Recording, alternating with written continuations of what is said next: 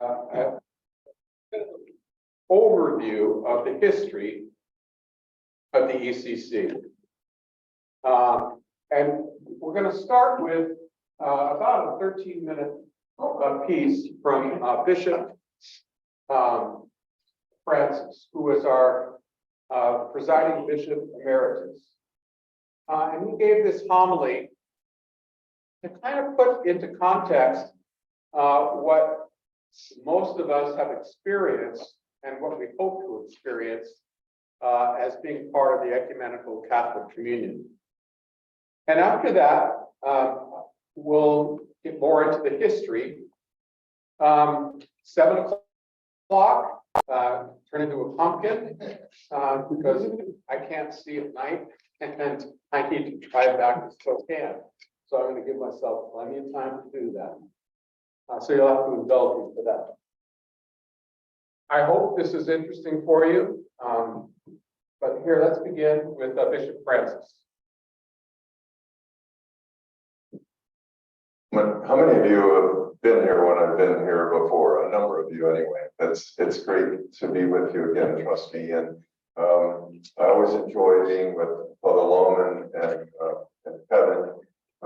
It's just great people, and it's great to see Will here as well, old friend. So I'm feeling really, really good and connected and speaking with you this morning. I was asked to talk about where we all fit into the larger Catholic landscape. So that's what I would like to concentrate on today. And if I say something that intrigues you or provokes a question or something like that, if you'd like to talk with me about it afterwards, I would love to be able to pursue it with you. I kind of hope that I do sort of stir up your imagination about these sort of things. So when I think of the landscape in a church, I think of first of all, how most organizations like this tend to have traditionalists and progressives, right? Most churches, even churches that think of themselves one way, tend to sort of divide up even within that group as traditionalists and progressives. And if we were to put that on a spectrum, we would see that in the middle, most of us would think that that's a pretty healthy thing, even to have a little of each inside of each one of us. But off to the extremes, not so much. Most of us don't think that that's a great place to be. Usually when conservatives or traditionalists are way off at one side, then it seems like they're clinging to the past, to the way things used to be, almost for its own sake. There's almost a perceptible fear in that, just kind of hanging on like somehow I'm not correct or I'm not right unless I'm doing all these things right. And they seem kind of rigid, and for those of us who like to think of ourselves as hanging out in the center, not the kind of people we would sort of warm to. Nor would we be likely to warm to people at the other end of the spectrum who are at the point where they're so into liberality and change that it's almost like the church can be anything to them, and then it ends up not being anything, because it's just sort of amorphous, kind of like a block church or something like that. And somewhere in the middle is where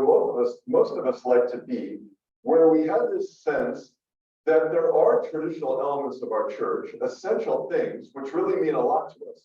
And I don't have the time to go into it today, but I wish I did, because I feel real excited about some of these things myself. Now, they don't sound exciting to list, but trust me, if I had the time, I could tell you why I'm excited about each one. But sort of central things in the Catholic landscape would be obviously the way we honor Scripture. That's so important to who we are. I would also include the early creeds. Now, some people would say the creeds really, like, you get excited about the creeds. Well, I actually do, if you would give me time to explain what are the things in the creed that are really life-giving and that we definitely want to hang on to, because that's the life that we're passing on. I wish I had time to explain that. The worship that we have is central to who we are. The Eucharist, baptism, the sacraments. These are things that are important to a traditionalist in the Catholic landscape, or any of us who want to call ourselves Catholic. We have a place for those sorts of things. again, I really wasn't going to put the emphasis here today. I want to tease out the other part of the balance, which is our desire to be progressive, or our desire to seek change in a good way, to grow, to allow ourselves to adapt to the culture so that the word of God is actually becoming incarnate in a new age, the same way that it became incarnate in all the previous ages. So at this side of our balance, we're thinking of things the way a progressive tends to think. And in the Greek Catholic landscape, that is to say, all those who call themselves Catholic all over the world, you will find many, many people who hope for change. They hope for the day when they will see married priests, for instance. They think to themselves, why aren't we allowing priests to be married? This would be the most wonderful thing. Priests don't have to be married, but what if they could be married? Wouldn't it be neat if we knew their children, their spouse? Wouldn't it be wonderful? Wouldn't this add something? And so they're hoping. Progressives tend to hope that someday the church will. They'll hope that someday women will have a place in the church that is equal to men, that will be ordaining women, that we might have someone in the pulpit as a deacon or a priest or a bishop who would be sharing the gospel from a woman's perspective. Wouldn't that be wonderful? And so they're just hoping that this would happen. And what else are you to do if your view of the Catholic landscape, if you happen to be standing or growing on that part of the Catholic landscape, where there really isn't too much you can do other than hope, if you think that all the ability to make change happen is somewhere outside yourself, right? If you're waiting for someone else to change so that these things that you want to see will happen. Well, what if there were a part of the Catholic landscape where the future, the things we're hoping for in this way, were already happening? What if there were a church where you could walk in and expect to see, just as often as not, a woman priest presiding over the Eucharist? Suppose there were a church where your gay and lesbian cousins and uncles and aunts and children were welcome to come with you to church, and they would be fully embraced. Wouldn't that be cool? What if there already is a church where you would find married priests? What if there already is a church where you don't have to worry about being divorced if you want to receive communion? What if there already is a part of the Catholic landscape where a Lutheran and a Catholic who are married to each other can come to the Eucharist and receive communion together, and not just be sitting in the same church together? What if there were a church where that were true? Well, there is. And there is a part of the Catholic landscape that's very Catholic, that treasures the essence of what we think of as the core of our faith that makes us Catholic, that does that. And yet at the same time is a church where you will see married priests, you will see women priests, you'll see gays and lesbians fully accepted. If people are divorced and are starting over on another marriage, the attitude is, we are with you as you decide to take another chance on love. We support you in your willingness to be courageous in doing that, and we want to walk with you. What if there were a church like that? Of course, there is. There is a part of the Catholic landscape where this is happening, and that is exactly why we are here. The Ecumenical Catholic Communion is one among a number of independent Catholic churches in the United States. The author of a book called The Other Catholics, Julie Byrne, a scholar from think of the name of the university, Hofstra University in Long Island. Did some of you read that book? So she talks about the 1 million, she estimates, Catholics in the United States who participate in independent Catholic churches. We are one such church. And we're a church that would describe ourselves as that part of the Catholic landscape where we're already living into the future, doing the things that other people in the Catholic landscape are hoping for. Now, I don't mean to denigrate people in other parts of the Catholic landscape and say, well, they're only hoping, like they're sitting on their tails and just hoping. I know there is among many of them the feeling like there isn't much you can do except hope. But I do know personally good friends who are actually working hard every day to change things in their parts of the Catholic landscape. I know this one woman in Rome who is very, very convinced that she is called to fight for women's ordination. She gets up every morning, she goes to work, this is her full-time job. She is supported by a nonprofit who is encouraging her to do this. And one of the things that she very cleverly does is she gathers journalists together and she says, when you're interviewing Cardinal so-and-so this afternoon, why not ask him this question? You know, I mean, she's not being manipulative. She's out there right in front just saying, here's a good strategy, because maybe if you ask the right question, he'll give an answer that we'll be able to build on, that answer will be out there. So she's thinking strategically, she's thinking politically, she's a fighter. She's fighting to change the church. And I don't doubt that there are many people like that in parts of the Catholic landscape who are fighting. What I want you to understand, and I say that with all respect for the quality of people who would work so hard to change that part of the landscape. Please understand, we're not in that part of the landscape. We're not fighting. We're like architects. We're like contractors, constructors. We're just going ahead and building it. And I don't mean on our own as if God doesn't have anything to do with this. God has everything to do with this. We believe that God is an inclusive God, that God has space in God's heart for every single one of us, that all types and stripes of persons who might walk through that door, that Jesus would totally embrace. We believe that the evidence of that is clearly in Scripture. And so we're just going ahead and building according to the way we feel called to build. We're putting together, again, hopefully not without walking closely with God and doing this, but we could say co-building. We are co-building, co-architecting, co-construction managing a new edifice, a church that we can all be proud of because everyone is welcome.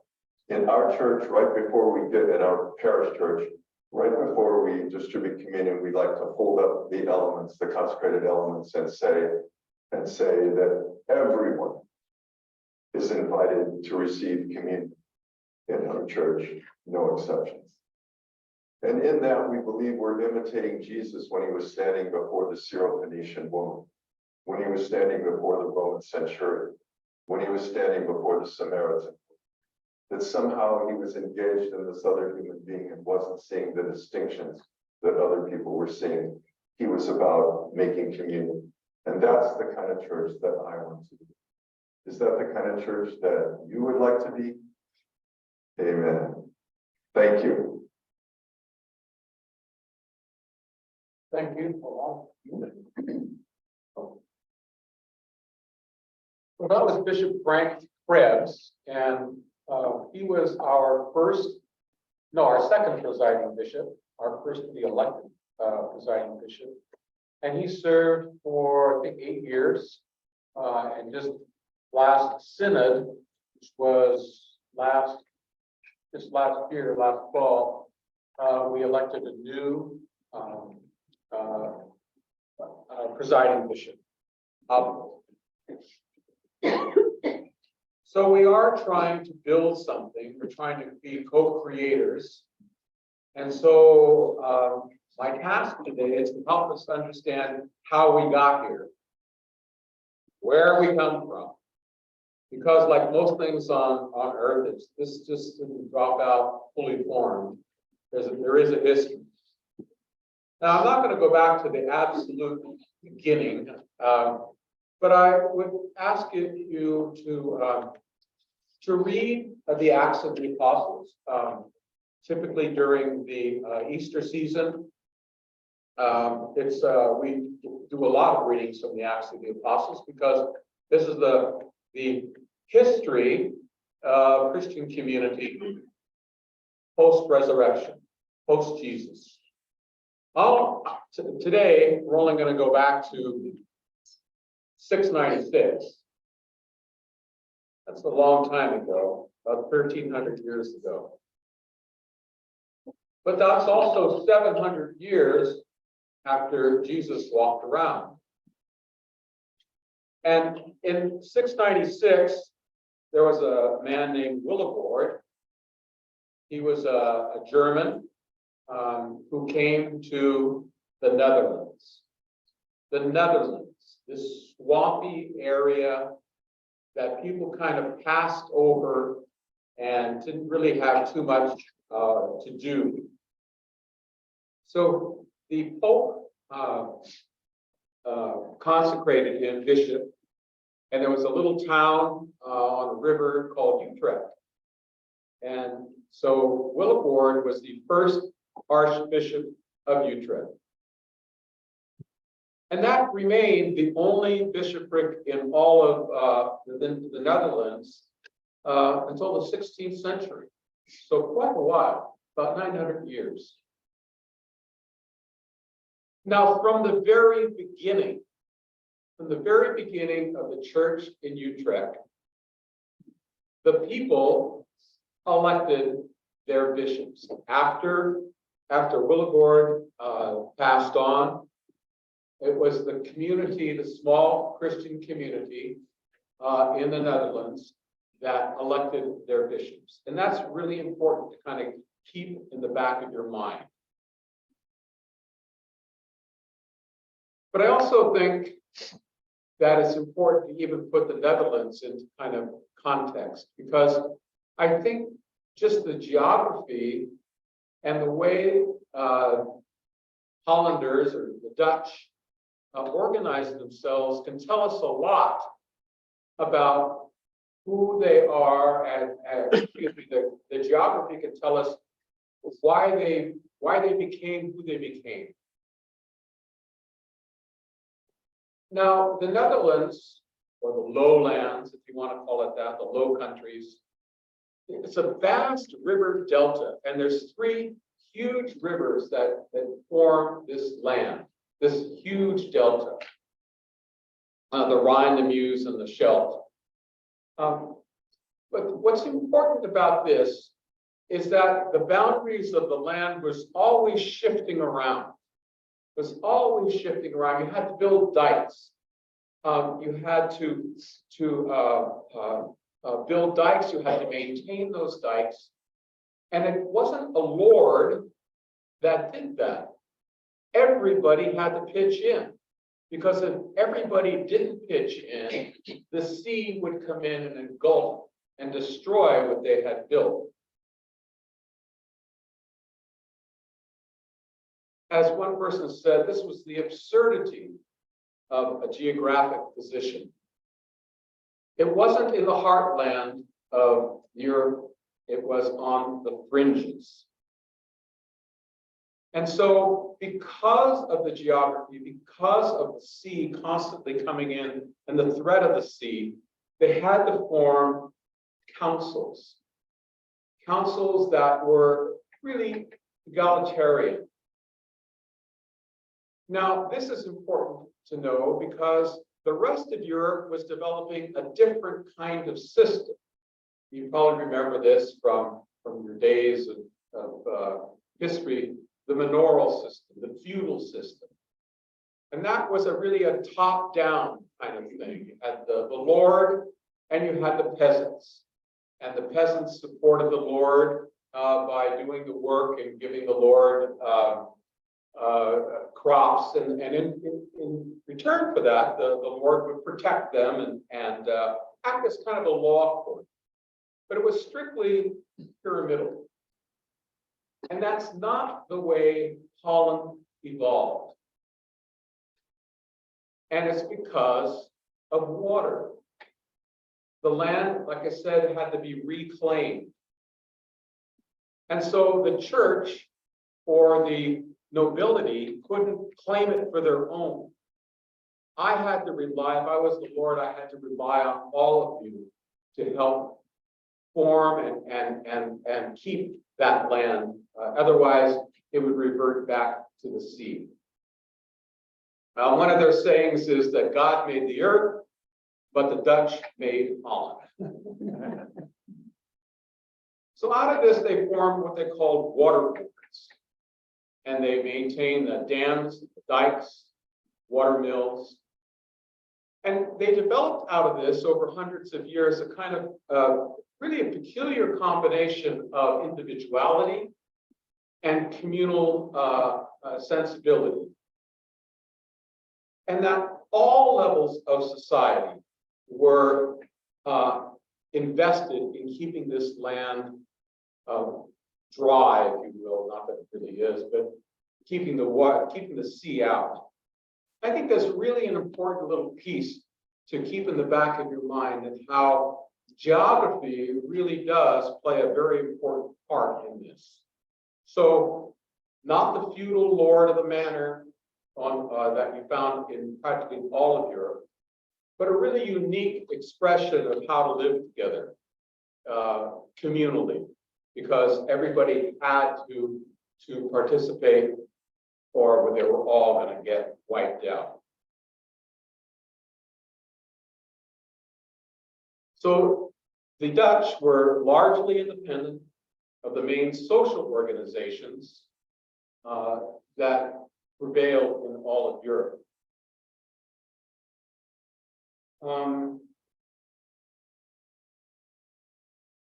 So here the Dutch are, and they're forming a country, and Willibrord comes around and starts, brings Catholicism, brings Christianity to them. And this goes along nicely. It goes along nicely for about 900 years.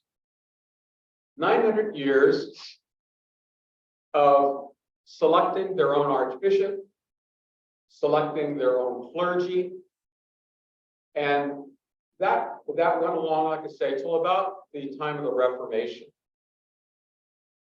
And then, like most things at the time of the Reform, things started to fall apart. It seems that the at the time of the Reformation, Holland was very much open to the Calvin reform, and probably because of just the nature of who the Dutch were. They were kind of an austere, serious people. They had to be, because the storms kept coming in and they had to keep pushing stuff back. So it wasn't the lovely sun-kissed vineyards of Italy, or the warmth of Spain. It was kind of the harshness of the north, and Calvin appealed to those folks. I also want to say that, like we experience even on our own land today,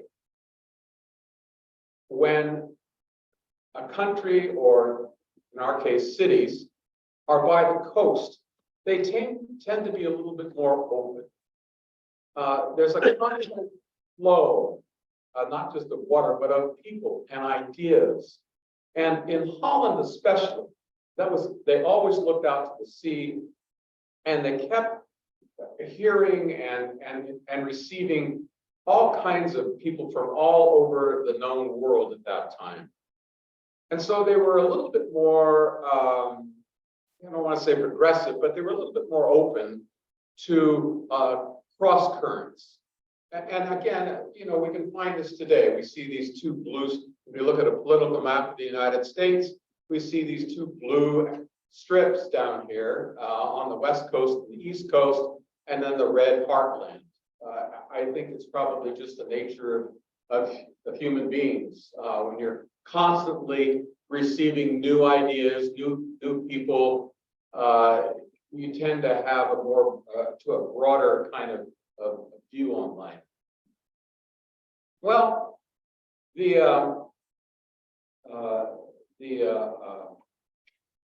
let's see. So the Reformation comes along, and because the Dutch kind of became a Calvinistic place, they banned the Roman Catholic Church. And so the church had to go underground, which they did. Here's a sidebar. Have anybody been to the Netherlands? Yeah. Did you ever go to those house churches that were built? Did you ever see those? Well, they had this ingenious little thing. Because the Catholics could not meet, what they did was they took houses, in Holland and in many places in Europe, they don't have detached houses like we have over here. They have rows of houses. And so what they did in a very ingenious way is they bought 2 or 3 of these houses together, gutted the inside, saw it looked like just regular old houses out there. But the inside, they could meet and hold their worship services.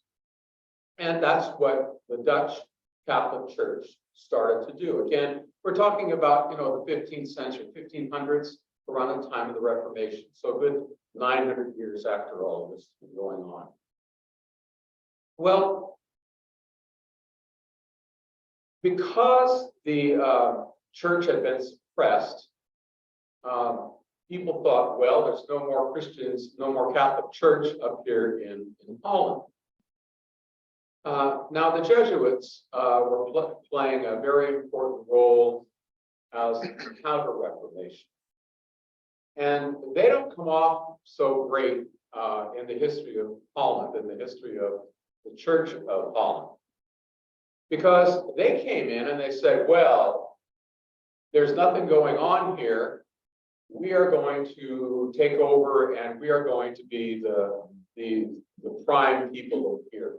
We're going to be the center of the Catholic Church here. And yet there was this whole Catholic underground that said, well, no, we don't really need to do that. Our church is kind of going along pretty well. But the Jesuits at that time were fiercely pro-papacy. And it stands to reason. Here's a brand new religious group full of fervor. And I'm not saying this cynically, but I do believe that it's just part of human nature. When you are new at something, you want to attach yourself to a star. And so if I am coming out here, I'm going to say, by golly, the Pope is just great. And I'm going to do everything I can to get this Pope and to keep this Pope great. So they became what was called a monarchist, seeing the papacy, seeing the Pope in a way as being an absolute monarch. Now, the reason that's important is because the church in Holland, which was going along underground, always electing their own bishops, were suddenly kind of put on the spot because the Jesuits came in and said, no, you can't do this. That's not right. Only the Pope can appoint bishops. Only the Pope. You can't do this. And the church in Holland said, wait a minute. We've been electing our own archbishops for 900 years. It's always been approved. We elect them, we consecrate them, and then we present this to the Pope because we recognize that the Pope is the first among equals, kind of like the way the Orthodox view their patriarchs, first among equals. And we're fine. We don't need to have this imposed upon us. And so the squabble, the fight, it kind of got vicious after a while.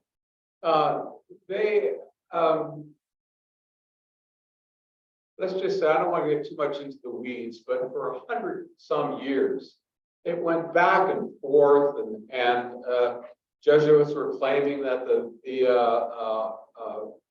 church in Holland was Jansenistic, and I don't want to get into that, but that was a whole philosophy that arose around this time of the Reformation. So what you had was this kind of this standoff. And like I say, it lasted for a long, long time. In fact, it was the church in Holland didn't have a bishop after a while. And it got to the 17th century, so well over 100 years. And the church in Holland said, now it's time for us to elect a new archbishop. And so they said, fine, we're going to elect this bishop. And they did. They elected a fellow and consecrated him. They found a Roman Catholic bishop who consecrated this man as bishop. This man's name was Cornelius Steenhoven, and the French bishop that ordained him bishop was Bishop Varlet, V-A-R-L-E-T. But the thing is that Archbishop Cornelius Steenhoven was elected by the chapter, and Rome didn't like this at all.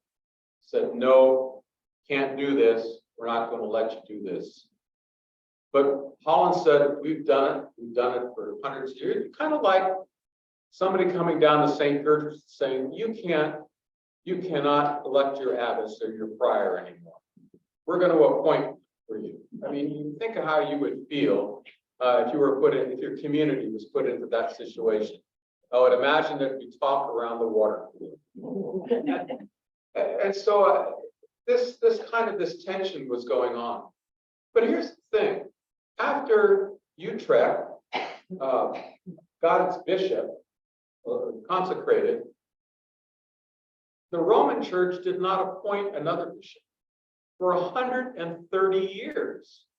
130 years before Rome got around to appointing its own Roman Catholic bishop.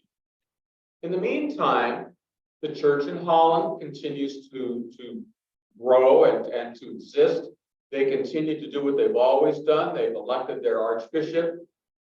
By the way, and I don't know what this means for us, but after a while, the whole community didn't elect the archbishop. It was just a chapter, the clerics, who were part of the cathedral at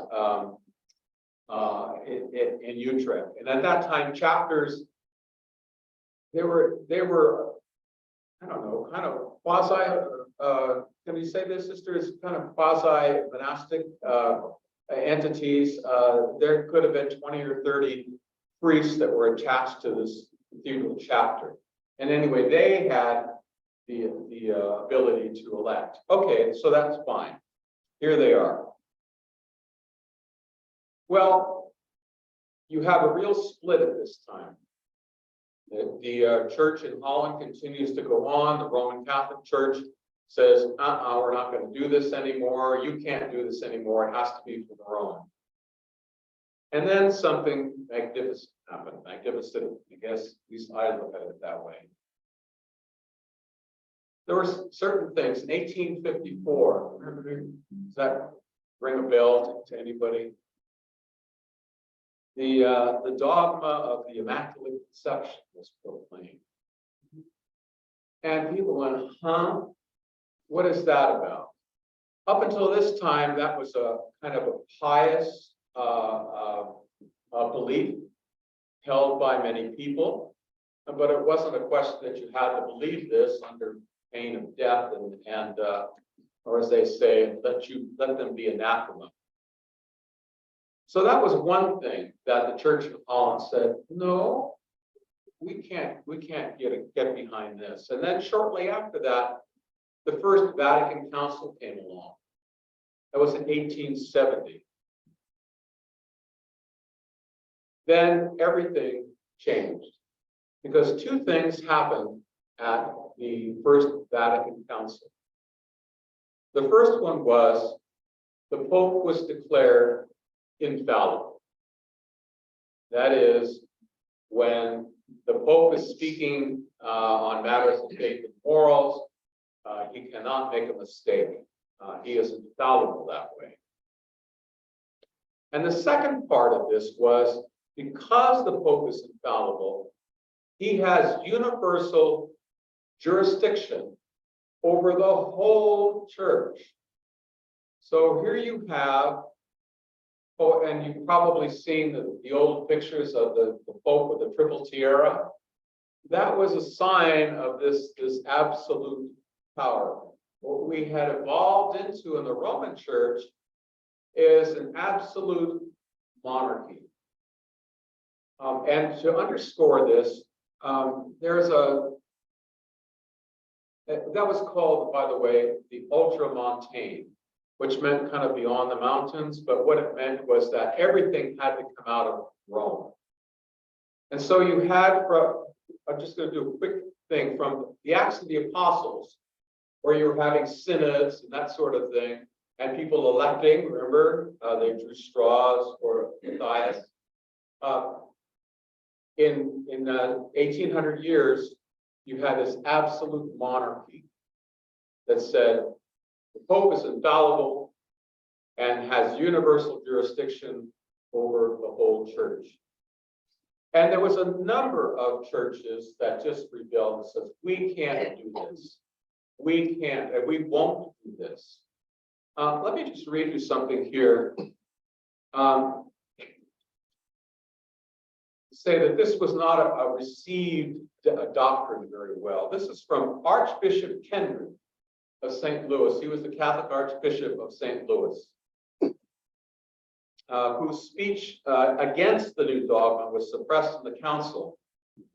He says, quote, "Notwithstanding my submission, I shall never teach the doctrine of papal infallibility so as to argue from scripture or tradition in its support, and shall leave to others to explain its compatibility with the facts of ecclesiastical history to which I referred in my reply.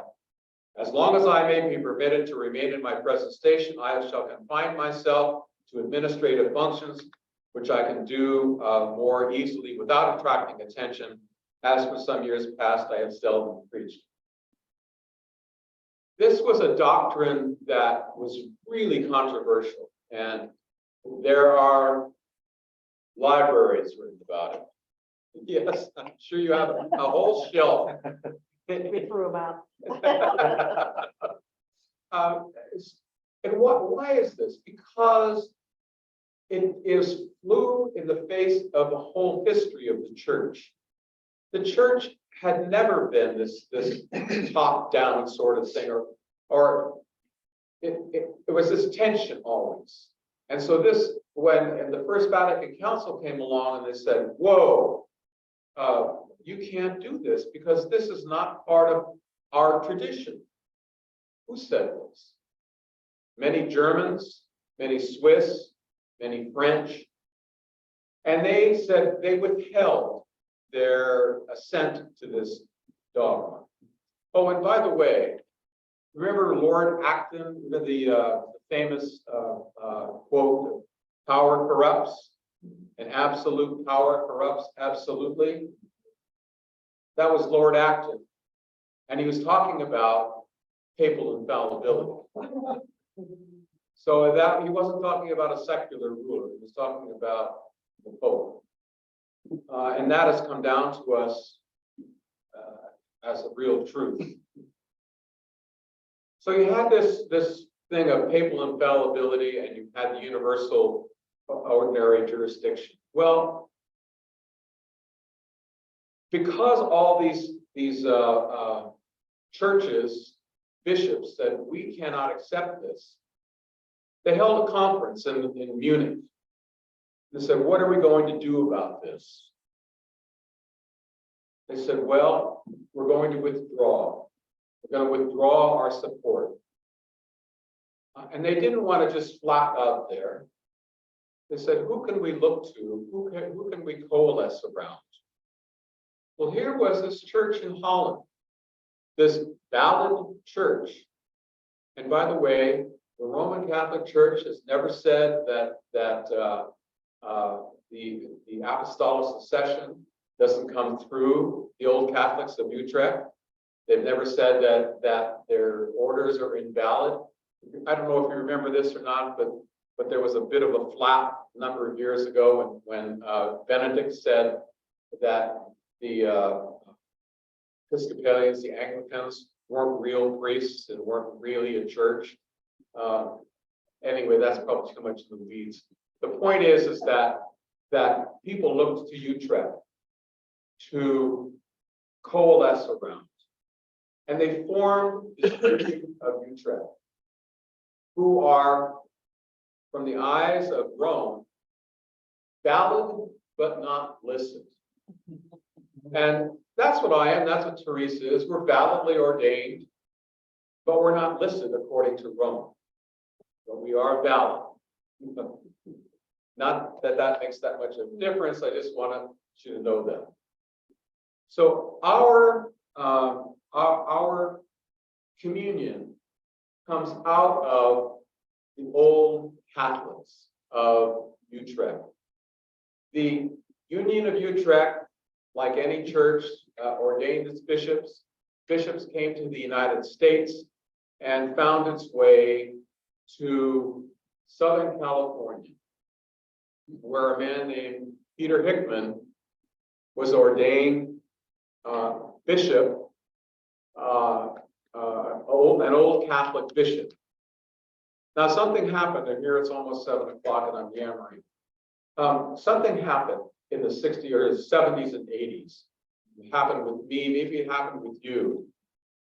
The church in the latter part of John Paul's reign and Benedict was all about restoring. So the Second Vatican Council came along, but there was a real pushback about the spirit of Vatican II. And many of us said, we can't do this anymore. And in the 80s and 90s, there were more and more people who left. And by the way, do you know the second largest group of Catholics in the United States? 34 million former Roman Catholics in the United States. They estimate, and that was Thomas Rees estimates that. 34 million. A lot of them began to form little communities. Like Bishop Francis was saying, these independent communities started to pop up. And it's something about what we are as human beings. We don't like to be isolated. We want communion. We want to be part of something. And people started to ask around, what can we do to come together? Well, Bishop Peter Hickman in Southern California was a validly ordained old Catholic bishop. And there was a woman in Rochester, New York, named Mary Raymond. And she approached, I'm just going to tell you a little bit about her. She was a part of a very progressive parish. And she obviously had a charism that was recognized by the community. And so when the pastor of the parish would celebrate Mass, Mary would be standing right next to him. She wasn't a deacon, she wasn't ordained, but she was there, she was vested in an alb. Until the next bishop came along and said, no, you're not going to do that anymore. And it wasn't just Mary that left, it was the whole community. What year was this, Jim? This was in Rochester, New York. Year, Here, huh? the year, Oh, the year. Oh, Just gosh. approximate, that's okay. It's, I think it was probably in the 90s, maybe, Okay. somewhere around there. That happened. But this whole community said, we're not going to do this anymore. We're going with Mary. And so Mary wanted to get ordained, felt the need to be ordained. And so she asked Peter Hickman to ordain her. And he did. And then other people started to ask Bishop Hickman, would you come and ordain our priest in our community? And in 2003, the community started to come together. And they held a synod, they held a conference where they decided they wanted to become a communion. They wanted to be part of something larger. And so what happened is that this group of people formed what we call the Ecumenical Catholic Communion. It was in 2003, so here we are, we're 20 years old. Just a little tiny blip on the whole Christian spectrum of things. In 2000, well, I'm going to stop here because it's 7:05, and I can continue later on next time when we talk about spirituality and we're talking about what the ECC is hoping about. But does that give you a little bit of a sense of where we're coming from and who we're attached to? We're not in communion with the old Catholics of Utrecht, but everything that we have done to form ourselves, and we'll talk about that next time, is in light of what Utrecht has done.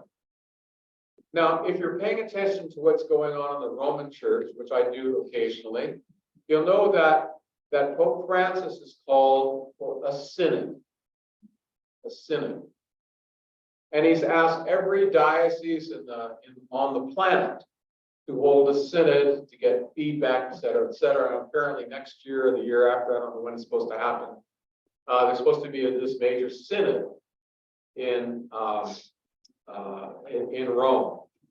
And those pesky Germans are at it again, because they're taking the synod very seriously. And lo and behold, lay people and bishops and priests have formed this synod and will make decisions about the church in Germany going forward. And Rome doesn't like that. There's a tension. Has been for centuries. Those that want the absolute control from Rome, and those who are wanting a synod. I'll get into that next year or next time. But for one thing, there was a man named John O'Malley, Jesuit. He was probably the foremost church historian in the United States. And he himself says that the Catholic Church, the Roman Catholic Church, at no time in its history has been more ultramontane, more Rome-centered than it is today.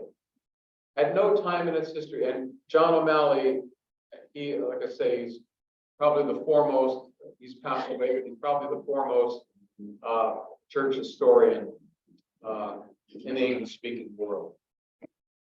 So anyway, that's where we are. That's where we come from. We come out of the old Catholic tradition. We are formed from many communities around the United States to form this Catholic communion, ecumenical Catholic communion. And we are, let me see here if I can do this. We're 40 communities, about 5,500 members. There's about 90 clergy. But as Francis said, there's only one baptism and only one faith. So that's where we're coming from. And for those that really want to know the weeds of this, recommend this. It's a book written by a guy named Moss, The Old Catholic Movement, Its Origins and Histories, and it will give you all the names and dates you could possibly want, and all the squabbles. Yes? I just wanted to say that I read this book by Richard Rohr, And he said, I know I'll always be Catholic, I don't know I'll always be Jewish. And I thought, okay, on board. Yeah, and what does it mean to be Catholic? There's certainly more than one Catholic church. There's about 27 different Catholic churches. All these unite churches that are part of Rome. Orthodox churches are Catholic churches. The Lutheran Church is a Catholic church. The Methodist Church is a Catholic church. Catholic in the sense of being universal.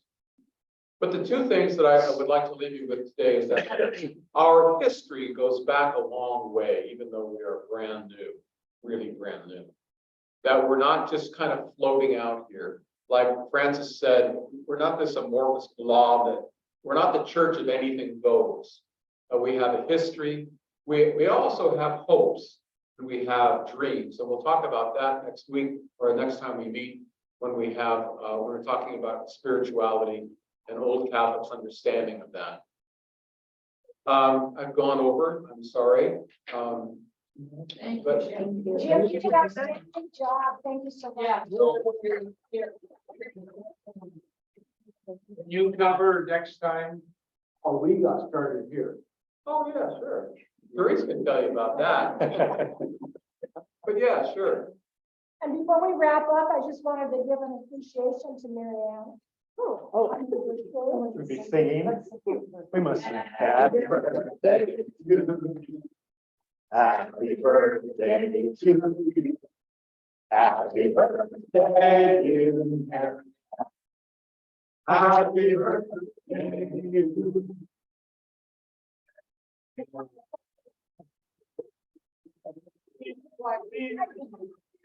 Oh, I brought you flowers, but there's no my house. You'll enjoy them for you. Yeah.